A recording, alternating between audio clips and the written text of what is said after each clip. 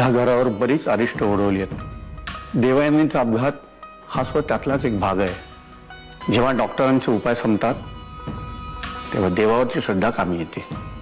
तुम्ही फक्त देवावर श्रद्धा ठेवा। गुरुजी सांगा आम्हाला काय करू आम्ही? तुम्ही विघ्नार्त्या गजाननाची उपासना करा। तो संकटमोचन आहे। तो तुमच्यावर ओढवलेलं संकट नक्कीच दूर करेल। माझ्यासाठी तुम्ही देवाकडे एकच प्रार्थना करा, देवाची तब्येत लवकर बरी होऊ दे। तुम्ही देवाकडे प्रार्थना करा देवासाठी, प्लीज प्रार्थना करा।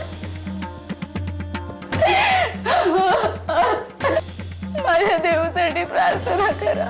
तुझ्या बहिणीला काही होणार नाही। आम्ही सगळे आहोत तुझ्या बरोबर। आम्ही करू तुझ्या देवासाठी प्रार्थना। वहिनी आम्ही निघतो। कुठे? आम्ही चाललो दगडूशेठ गणपतीच्या दर्शनाला, राजगुरूंच्या आज्ञेवर, देवयानीसाठी प्रार्थना करायला। पण विक्रम भाऊजी, देव इथे? आम्हाला माहिती आहे ती इथे एकटी आहे, पण तुम्ही इथे आहात वहिनी, आणि तुम्ही तिची काळजी घ्याल। कुठल्याही परिस्थितीत आम्हाला ती पाहिजे। नताशाची चौकशी करत होतात ना? होय, तिचीच चौकशी करत होतो। शहर सोडून गेली आहे बहुतेक, पण असेल तिकडून आम्ही तिला शोधून आणू। आम्हालाही तिला भेटायचंय, जाब विचारायचंय की आम्ही असं तिचं काय वाईट केलं होतं की तिने आमचा असा विश्वासघात केला। तिच्याजवळ तुम्ही सही केलेला कोरा कागदही आहे रणवीराचे। त्या कागदामुळे ती नवीन कारस्थानही काही करू शकते। तेव्हा लवकरात लवकर आपल्याला तो कागद मिळवायला हवा। तेवढ्यासाठीच तर शोध घेतोय तिचा। कधी कधी आम्हाला नताशाचा पण संशय येतो। देवयानीने तिचं पितळ उघडं पाडलं म्हणून तर तिनं हा अपघात घडवून आणला नसेल। देवयानीच्या अपघाताबाबत तुमचा आमच्यावरही संशय आहे साईमा, आणि तुमच्या संशयाला कधी कुठला पुरावा नसतो। हा अपघात होता की घातपात हे त्या टेम्पोचा ड्रायव्हर सापडल्यावर कळेलच तुम्हाला। आम्ही सुद्धा त्याचीच वाट पाहतो आहोत। देव, तू ऐकतेस ना माझं? प्लीज देव, तुला लवकर बरं व्हावंच लागेल। ज्याने कोणी तुझी अवस्था केली आहे ना, मी त्याला सोडणार नाही।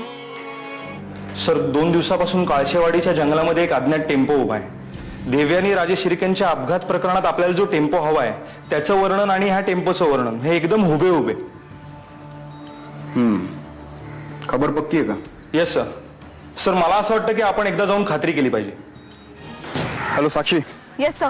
साक्षी, आपल्याला ताबडतोब काळशेवाडीच्या जंगलाकडे निघायचंय। Anything serious sir? हो, तुझ्या बहिणीला ज्या टेम्पोने धडक दिली हुबेहूब तसाच टेम्पो काळशेवाडीच्या जंगलात उभा आहे, आणि जर तो टेम्पो तोच असेल तर इन्व्हेस्टिगेशन खूप सोपं होईल। येस सर, मी लवकरात लवकर तिथे पोहोचते। नाही, तू पोहोचू नकोस, मी तुला पिकअप करायला येतो। Okay okay sir.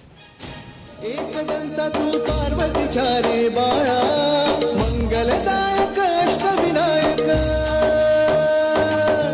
मंगलदायक अष्टविनायक,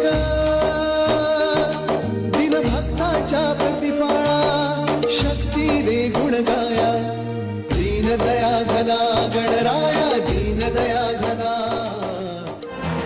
हवालदार, टेम्पो चेक करा। साक्षी, हा टेम्पो जर तोच असेल ना तर आपल्याला त्या ड्रायव्हर पर्यंत पोहोचणं सोपं जाईल। Yes sir. या घटनेमध्ये आणखीन कोणाकोणाचे हात आहेत ते आपल्याला कळेल। साहेब, पेपर मिळाले?